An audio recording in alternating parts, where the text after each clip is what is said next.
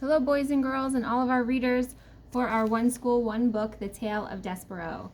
I'm Mrs. Schwartz, the Title I reading teacher, and I'm here to read you chapters 24, 25, 26, and 27. All right, chapter 24, a handful of cigarettes, a red tablecloth, and a hen. Again, reader, we must go backward before we can go forward. With that said, here begins a short history of the life and times of Miggery Sow. If you'll remember in the program, that was my character. I was Miggery Sow. Here we go.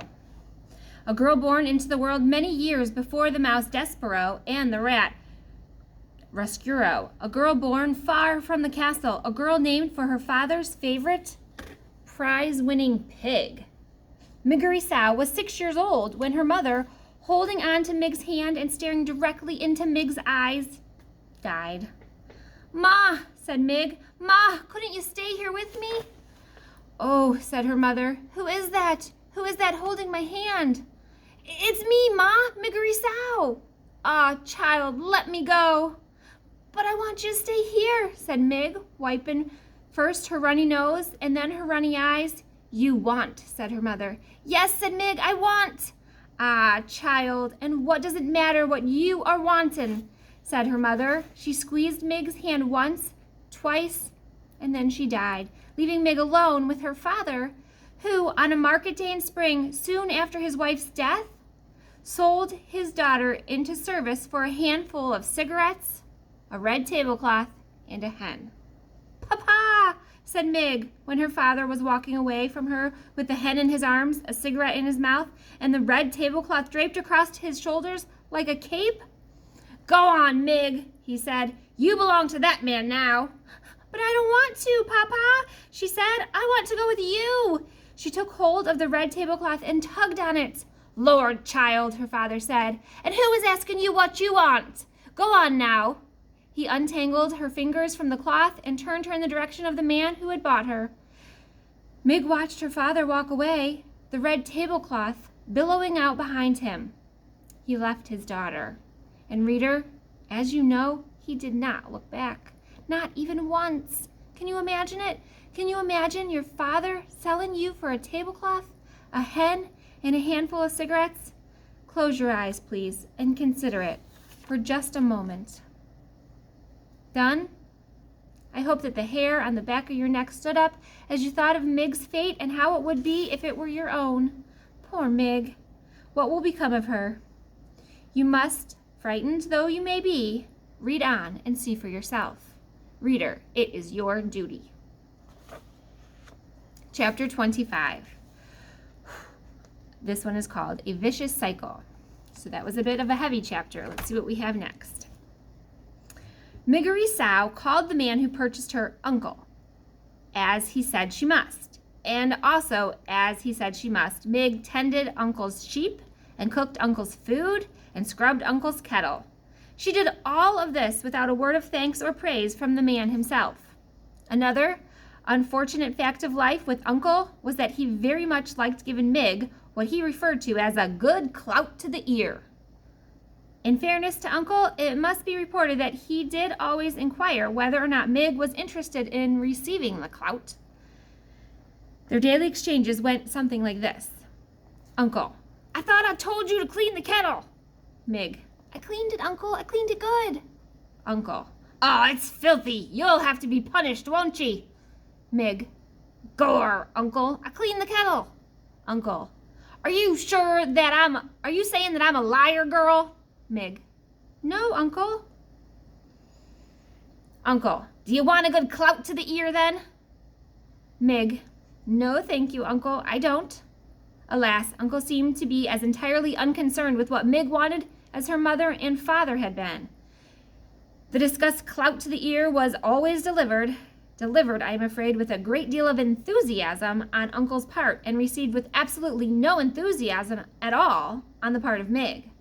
These clouts were alarmingly frequent, and Uncle was scrupulously fair in paying attention to both the right and the left side of Miggery Sow. So it was that after a time, the young Mig's ears came to resemble not so much ears as pieces of cauliflower stuck to either side of her head. And they became about as useful to her as a piece of cauliflower. This is to say that all but ceased their functioning as ears. Words for Mig lost their sharp edges, and then they lost their edges altogether and became blurry, blankety things that had a great deal of trouble making any sense out at all. So she had a hard time hearing. The less Meg heard, the less she understood. The less she understood, the more things she did wrong. And the more things she did wrong, the more clouts to the ear she received, and the less she heard. This is what is known as a vicious circle. And Miggery Sow was right in the center of it, which is not, reader, where anyone would want to be. But then, as you know, what Miggery Sow wanted had never been of much concern to anyone. Just a second.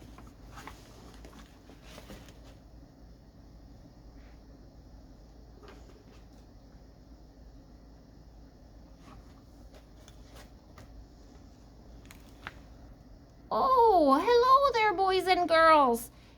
It's me, Mr. Snooky-Yookums. Oh, yes, your fine teacher there, Mrs. Schwartz. She asked me to read the next chapter, and I said I would. So here we go. I'm going to read the next chapter. For those of you who may not remember me, I am Mrs. Yookums. I helped Mrs. Schwartz during the shutdown of COVID when we were doing videos. So it's very, very nice to see you, though I don't actually see you. I believe you are in there. Here we go. Chapter 26, Royalty. Oh, I feel for this Miggery Sow girl, the poor, poor child.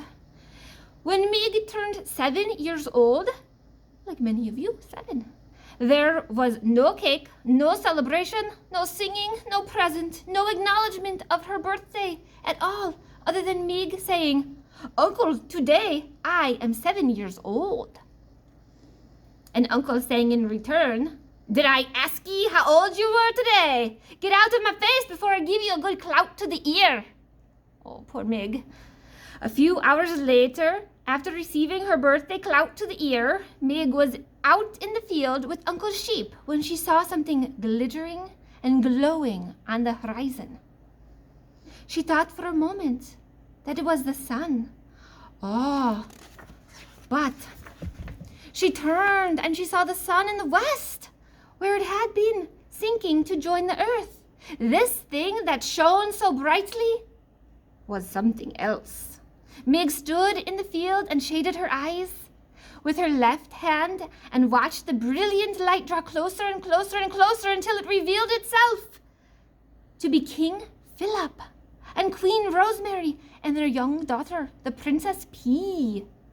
The royal family was surrounded by knights in shining armor and horses in shining armor, and atop each member of the royal family's head there was a golden crown, and they were all, the king and the queen and the princess, dressed in robes decorated with jewels and sequins that glittered and glowed and captured the light of the setting sun and reflected it back.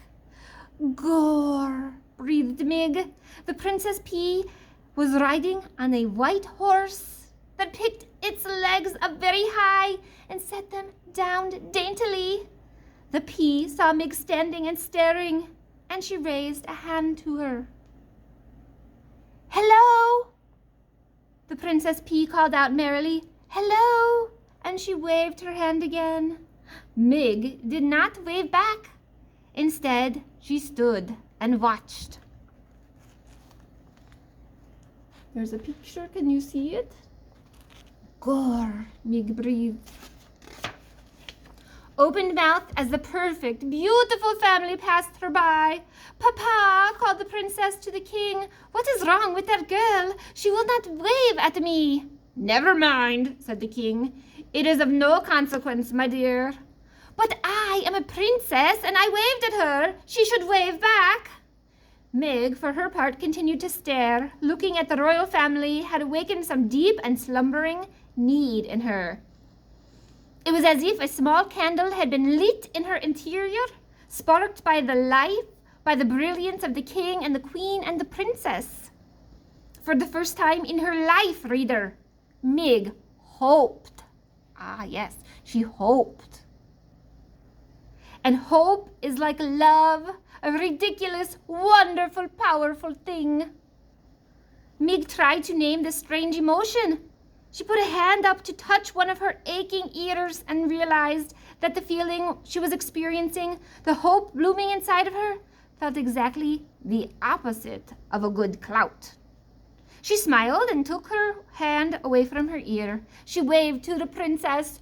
"Today is my birthday!" Mig called out, but the king and queen and the princess were by now too far away to hear her. "Today," shouted Mig, "I am 7 years old!" Next we go on to chapter 27, A Wish. Just one moment, please.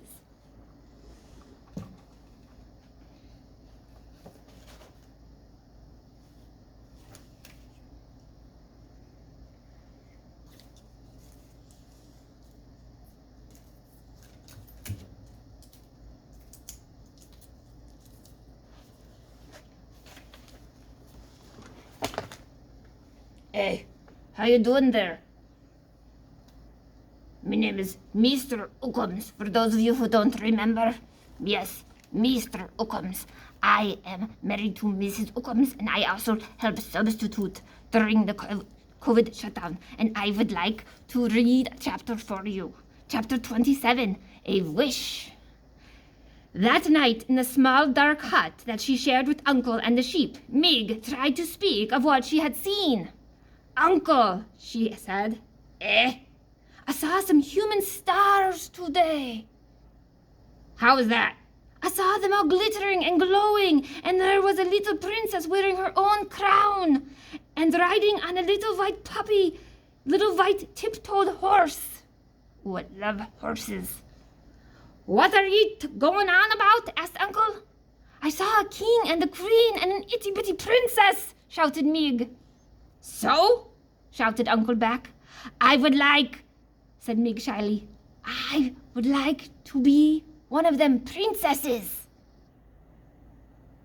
"Har!" Uncle laughed. "Har! An ugly, dumb thing like you. You ain't even worth the enormous lot I paid for you. Don't I wish every night I had back that good hen and that red tablecloth in place of you?" He did not wait for Mig to guess the answer to his question. "I do," she said. "I wish it every night. The tablecloth was the color of blood. The hen could lay eggs like nobody's business." "I want to be a princess," said Mig. "I want to wear a crown." "A crown," laughed Uncle. "She wants to wear a crown." He laughed harder. He took the empty kettle and put it atop his head. "Look at me," he said. "I'm a king. See my crown. I'm a king just like I always wanted to be. I'm a king 'cause I want to be one." He danced around the hut with the kettle on his head. He laughed until he cried. And then he stopped dancing and took the kettle from his head and looked at Mig and said, "Do you want a good clout to the ear for such nonsense?" "No, thank you, Uncle," said Mig, but she got one anyway. "Look here," said Uncle, after the clout had been delivered, "we will hear no more talk of princesses. Besides, whoever asked you what you wanted in this world? Girl?" The answer to that question, reader, as we know, was absolutely no one. Thank you for listening today. Have a good day, and we'll see you soon. Bye-bye for now.